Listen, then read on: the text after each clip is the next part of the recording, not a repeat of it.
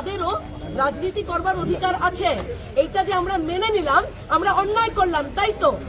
জিজ্ঞেস করছি সুজন চক্রবর্তী এবং সৃজন ভট্টাচার্যকে, আজকে আপনারা জানেন না যে ইউনিভার্সিটি মেনে নিয়েছে যে ইউনিভার্সিটির অন্তর্ভুক্ত কোনো ইউনিয়ন থাকতে পারবে না। কোথায় কাগজটা, কোথায়? কোনো ইউনিয়ন নেই। আমি কাগজটা দেখাচ্ছি, কোনো ইউনিয়ন নেই। আমাকে ওই ছবিগুলো দিতে হবে। তারপরেও কি করে জিবি ডাকা হয়েছে? কে ডেকেছে জিবি? আমি সৃজন ভট্টাচার্যকে জিজ্ঞেস করছি, কে ডেকেছে জিবি? কারা ডেকেছে জিবি? হ্যাঁ, দেশ বিরোধী স্লোগান, দেশ বিরোধী স্লোগান, ইন্ডিয়ান আর্মি রেপ আস। হ্যাঁ, একথা বলবার সাহস কারা দেখাচ্ছে? টুকরে টুকরে গ্যাং যারা যারা এখানে এসে अफजल तेरे साथ रहेंगे, हाँ, এই ধরনের কথা যারা বলে দেশ কো টুকরে করেंगे ইনশাআল্লাহ, ইনশাআল্লাহ। কি মনে করেছেন যাদবপুরটাকে? কি মনে করছেন আপনারা এই ইউনিভার্সিটিটাকে নকশাল এবং দেশ বিরোধী শক্তি, মাওয়িস্ট এবং এদের দিয়ে আপনারা ভর্তি করে রাখবেন? ভেবেছেন এটা?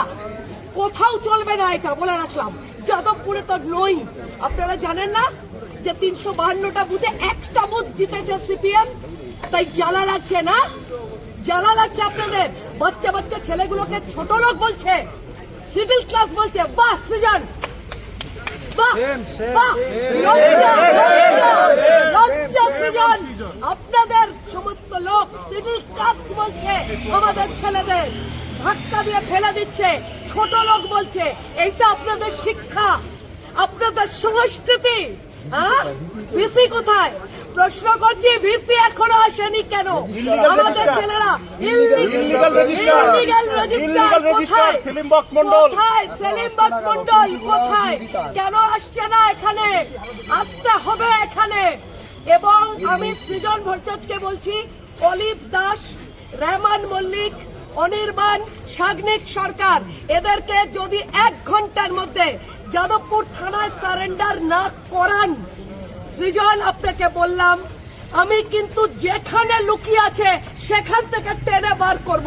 সারা রাত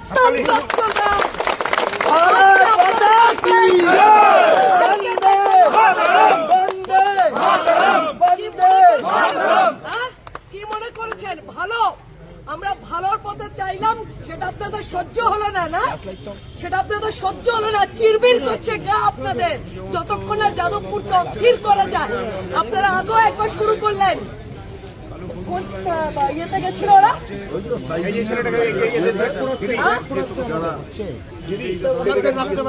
এসব যাদেরকে মেরেছে। আজকে আমাদের, তুই বল, এই যে আজকের ঘটনা বলছে ও মার খাওয়া একটি ছেলে, ওর অপরাধ ও রাষ্ট্রীয় স্বয়ংসেবক সংঘের ছাত্র, যে আমাদের ইউনিট এবিভিপি সংগঠন, তার একজন। তাই মার খেতে হয়েছে সৃজনের ছেলেদের কাছ থেকে। বল,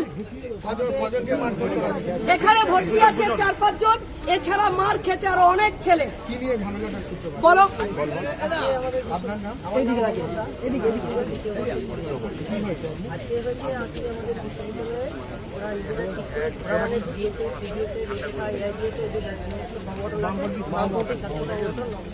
এটা মিলে করে যেখানে করা হবে,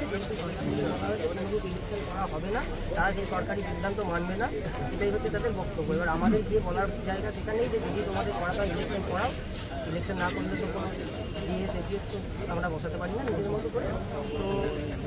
তো এরকমভাবে আমরা সরকারকে রাজ্য, মানে সরকারের কথা রাজ্য করবো না, এটা বললে তো হবে না, বলাটা পুরো অপরাধ। আর বলে দিচ্ছে যে আমাদের শিক্ষামন্ত্রী, যিনি উচ্চশিক্ষামন্ত্রী, তিনি তো বলেছেন যে কলেজের মধ্যে কোনো রূপ পরিবেশ হবে না। এটা হচ্ছে আমাদের বলার বক্তব্য যে আমরা তো পড়াশোনা করতে যদি পড়াশোনা করে আমরা আগে মানুষের মতো মানুষ হই। আজকে ওরা মিটিংটা ডেকেছিল যে আমাদের টিভি ছিল জেনারেল বডি, মাঠে না, ওই ইউনিয়ন সেখানে সিসিটিভি